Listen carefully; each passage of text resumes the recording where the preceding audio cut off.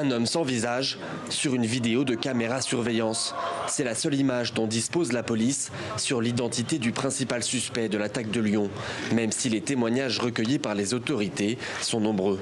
On a une très belle maison européenne aujourd'hui, de la liberté, de la démocratie, de l'état de droit. Il faut apporter des nouvelles briques. Il faut choisir si on rajoute une brique verte, une brique bleue, une brique noire, une brique rouge, une brique rose. Et c'est ça, il faut... Comme alors la brique verte, j'imagine que c'est l'écologie ? Voilà, par exemple, oui, tout à fait. Ou bien certains voudront enlever des briques. Accusé d'avoir évité tout service militaire dans sa jeunesse, Donald Trump ne manque jamais aujourd'hui d'honorer l'armée et ses hommes.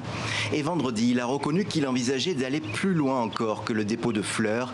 Il pourrait, comme l'affirme le quotidien New York Times, gracier plusieurs soldats poursuivis pour crimes de guerre. L'IRD, c'est cette plateforme présidentielle dont l'objectif est d'avoir une large majorité pour faciliter la tâche du président de la République, Andry Rajoelina.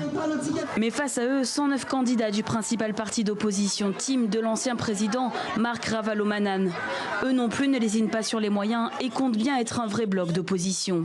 Le monde est plus accueillant qu'il n'a jamais été. Quand vous regardez toutes les statistiques, le revenu moyen dans le monde, il n'a jamais été aussi élevé, la pauvreté extrême, elle n'a jamais été aussi faible.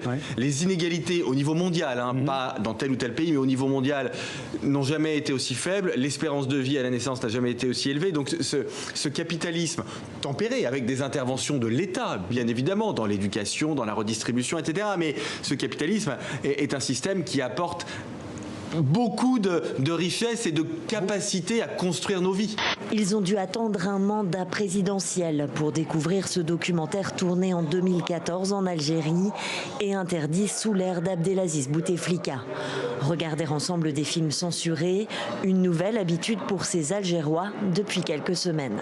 C'est tellement important d'avoir des courts-métrages à Cannes et de voir des nouveaux talents et de voir des étudiants à la Ciné Fondation qui proposent des choses nouvelles et qui font vraiment un travail très, très unique.